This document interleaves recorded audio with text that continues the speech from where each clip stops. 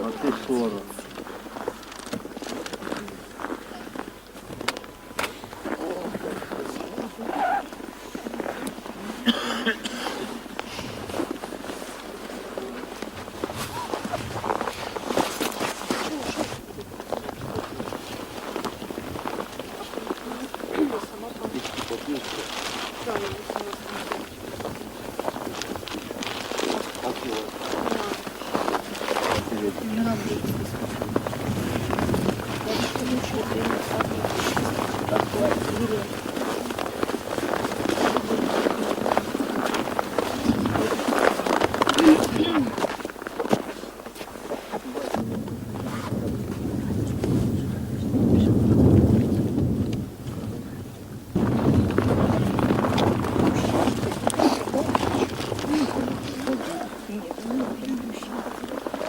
Это твой крест, это спасение.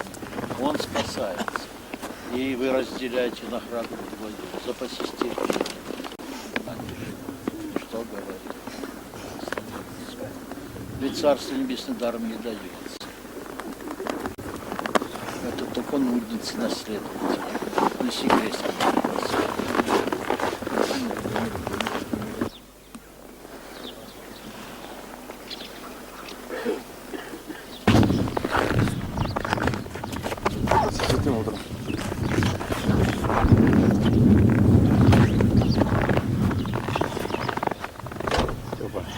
Надо было благословение получать.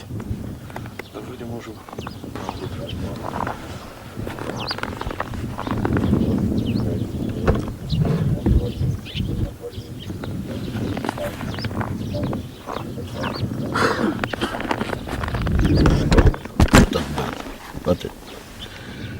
Вот эта архитектура вот.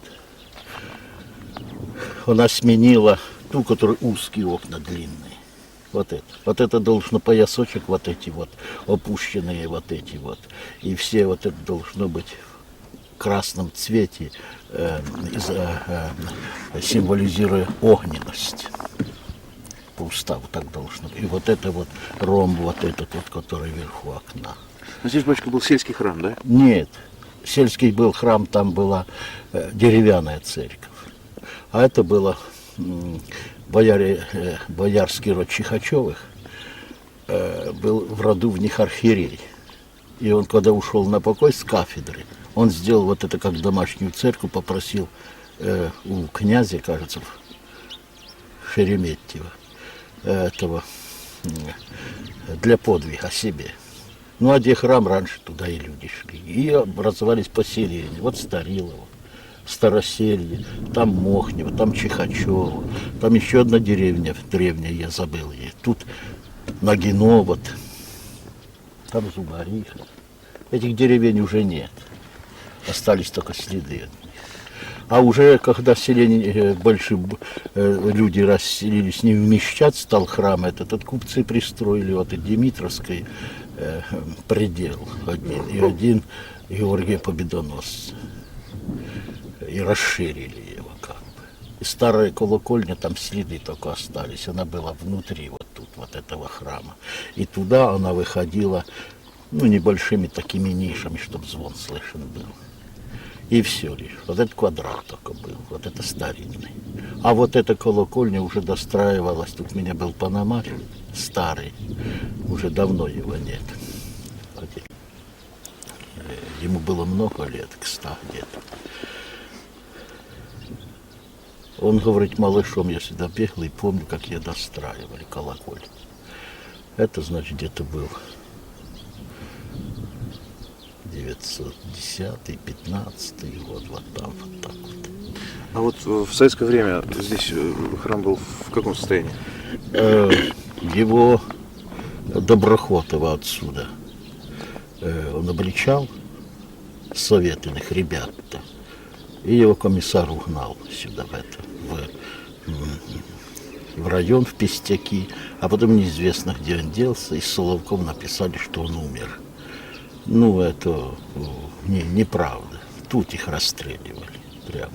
тут сейчас что делали, не помню, и откопали, значит, ворохи костей. И тот, который судя по тому, что отрыли и наган этот вот, и видно его, этот исполнитель, который, чтобы следы закрыть, и его также закопали вместе с этим наганом. Они делали как? Вот сегодня ночью в подвале там порастреляют, яму выкопают, тут же нагонят солдат. И всех туда и закроют. А сверху клумбу посадят, как цветы. И все. Так делали. Это по преданию тут. Так народ говорит. Бабушка, а вот когда вы здесь появились... И вот эти вот храмы, тут их было очень много. Очень много храмов. Это ж сейчас уже их, только следы пооставались туда дальше. Это тут вот только. Очень густота большая была храм. И свезли иконы, там аэродром был. Ну, для вот этих вот неприхотливых самолетов. И туда ворох целый свезли икон. Большой очень, люди говорят. И подожгли. Это было летнее время. Черный дым столбом стал аж под небеса. То есть это такая благодать исходила. Ну вот это вот то, что слышу в народе. Здесь, на этом кладбище, есть люди, которые нетленные. На такого наткнулись, испугались и зарыли. Где-то вот тут посередине. А вот по этой березе, вот при мне, обнаружился гроб не истлевший, долбленный. А долбили это где-то там, ну, времена Тихона Луховского, подвязался тут в Лухе. А когда стали ломать святыни, этот угол был как бы дикой природы такой. И сюда ученики его ушли. И выкупили, по-видимому, мощи. Это так вот, как бы догадки в народе. А мощи другие туда положили. Ну, за деньги можно было все сделать. А когда открыли этот, то есть это разрыли этот гроб, я спрашиваю, крышка была? Нет, не было. А какие следы были? Говорю, внутри-то.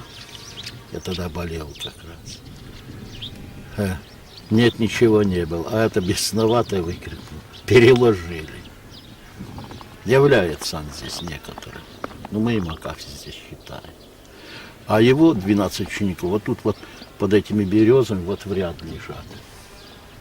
15, наверное, или 18 человек с химников сюда ушли в те годы. Тут было просфорный, вот такой вот. Народа было много. Перехоронил я, приехал сюда очень многих, уже остатки людей. А эти уже не ходят. Как такого прихода здесь не существует. Это скит просто. Местные не ходят. Ни на Пасху. На Пасху, может быть, 2-3 придут. И на Рождество. Да так нет. Батюшка, а вы сюда вот почему пришли? То есть вам это место как-то по душе пришлось, приглянулось? Нет, мне старец благословился, Славы Серафим. Я хотел уходить в город, потому что более думал, сделаю больше, полезно для церкви православной. Но он не благословил отсюда уходить. И вот так вот. Вот это где дома, тут была пахота. Это оставшиеся дома я тракторами поперетаскивал сюда. И так обосновались. Было бы много братьев. Но храмы стали открываться, и архиерею надо были подготовленные люди. И очень много рукоположилось отсюда. Одних только около 20 священников, много диаконов. Так что он тут будет подвязаться, пользу будет приносить для церкви православной, конечно. А сейчас вот это вот у меня остались тут некоторые. Ну, так посылает Господь. Ну, сейчас у нас покуда подготовка идет, а потом уже будет братья. Хорошие ученики у вас сейчас, послушники? Очень хорошие. А вы же видите. Разве не видно? Один мой послушник заменяет 4 колхозных дегустаторов. Я так уж говорю мягко, чтобы не обижать-то их. То есть можно полагаться и доверять, и не проверять. Спасибо вам, батюшка, за то, С что Богом нам кто, уделили. тому Господь помогает, и он не выглядит по-иному. Бывали моменты такие, что мать не узнает своего сына. Голос меняется, походка меняется, характер меняется. Не узнает родная мать своего сына через 5, 3 года, 4. Такое исправление. Если к Богу.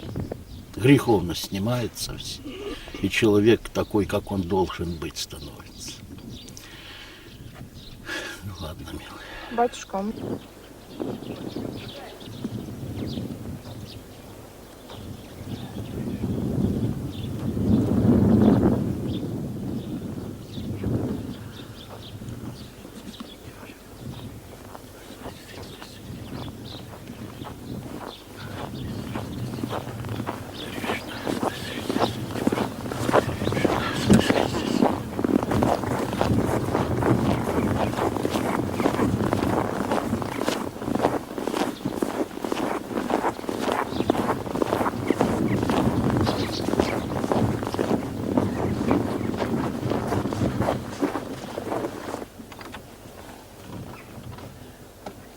прощение не согрешающим, но положилось покаянием непогрешному ниже, в негодовании грехи, небо могу возречь и видите высоту небесную, тяжести грехов моих, с лица их просвети, очи сердца мне подашь. Пошлет. Конечно, конечно. Так что будем стараться, потому что... Где вы стоите? Машина возьмем. Пока там, я уже включу, вот Игорь, когда приведет его, и дорогу я через Магомеда, я позвоню, давайте,